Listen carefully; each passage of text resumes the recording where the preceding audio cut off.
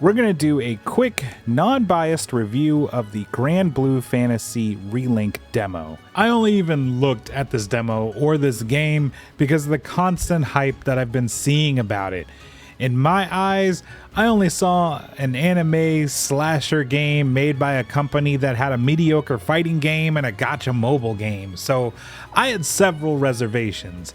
Let me tell you, after playing this demo, my eyes are open. Look, I gotta talk about this. As always, I'll talk about the good, the Solace, and the bad, the dread, and I'll help you decide if you want to pick this game up if you've been on the fence.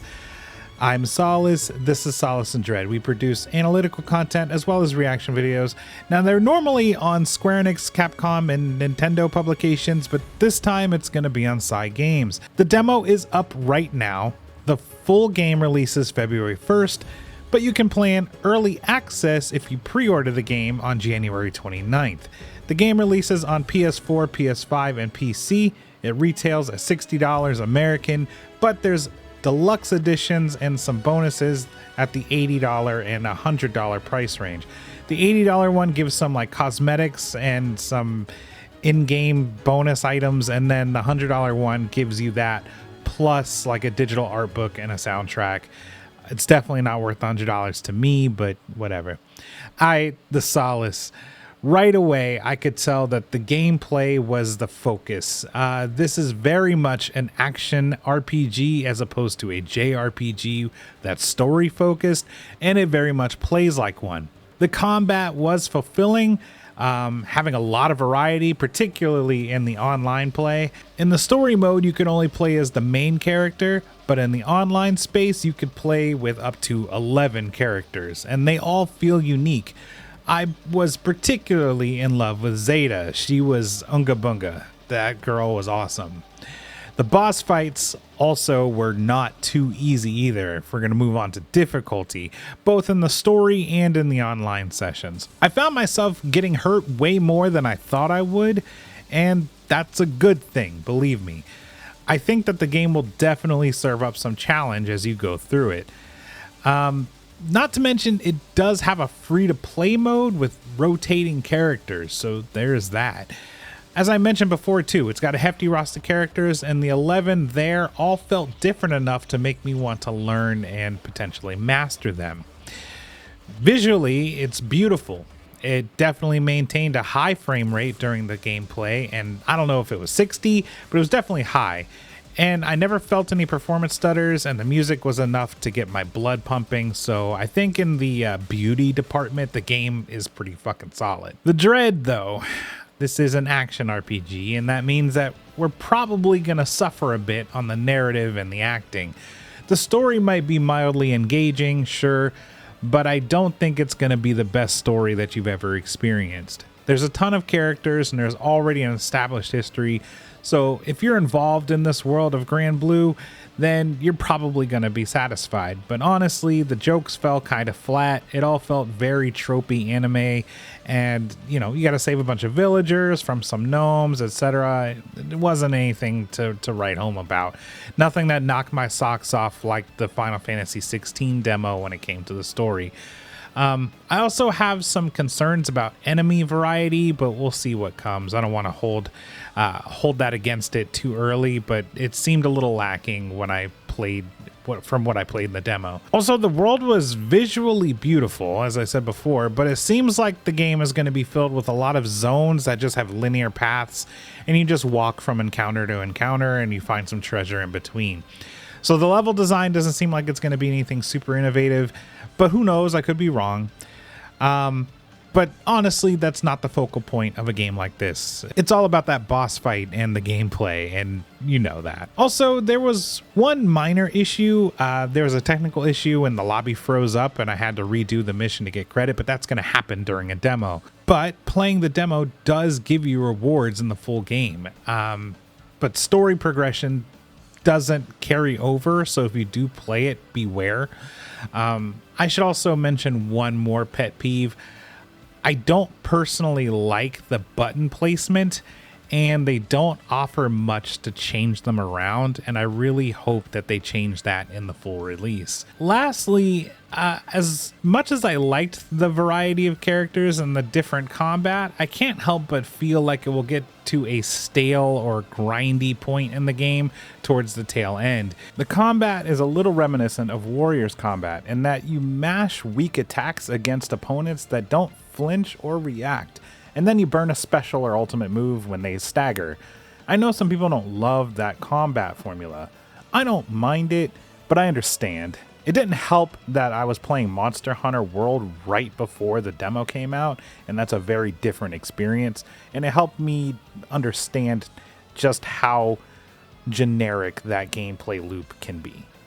The combat is stylish, but it's simple, so I'll be surprised if they can keep that gameplay loop interesting. And if they do, it'll likely be because they're adding new characters. But adding new characters to fight the same enemies doesn't really excite me, just being honest. Linking everything together, I have no experience with this franchise, but I quickly fell in love after fighting a boss. I started to understand where the meat and potatoes of the gameplay was going to be, and this demo gives you a wonderful taste of this game's potential. I see why people were making those odd comparisons to Monster Hunter 2. There's definitely some of the same feels with the missions and the difficulty spikes and variety between the characters, and you can kind of compare that to the weapons. But it's not going to be nearly as technical as Monster Hunter is, so it only kind of equates. But honestly, if you are curious about this game at all, but you weren't sold, I would highly recommend playing the demo. It took me off the fence and put me in line to buy it. This is a day one purchase for me, and I'm kind of shocked at this point because I really didn't think that I was going to get it. So that demo completely turned me around on it, and I'm excited to play it with friends. Oh, one last thing. After you finish the story and you finish your time in the missions, they shared a trailer for what's to come in the story. That actually got me pretty hyped.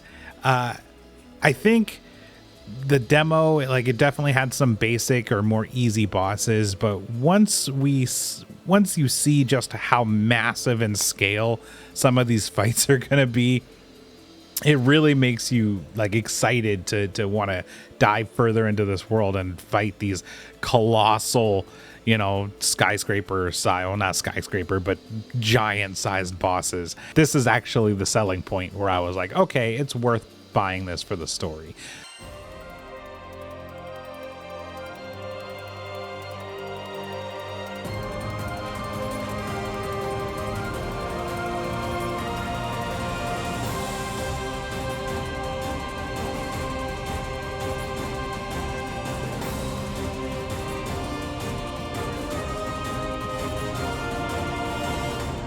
The astral realm is Lilith's home. One way back is to restore the forbidden primal. She will utilize the power of the four primals and attempt to cast open the gates once more. You can tell primal beasts were weapons created by astrals. Their powers are capable of untold destruction. Primal beast? Is that what you call primeval gods? I sense something, but I can't put a finger on what. That doesn't look right from up here. No. Feels like overkill for a glorified treasure. Something's blocking me! I can't get through! Oh, primeval god, I beg your forgiveness.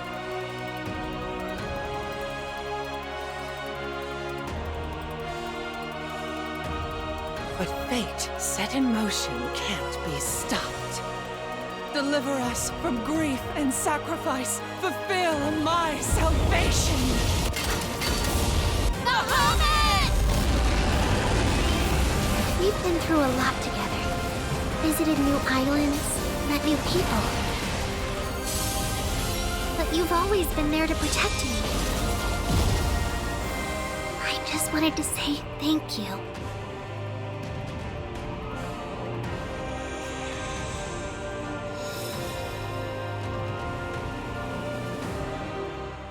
Hopefully I make the right call, and we'll see. But play it and judge for yourselves and let me know what you thought of the demo. That's it from me. Thanks for watching. We'll see you soon. And long live the Turtle Kingdom.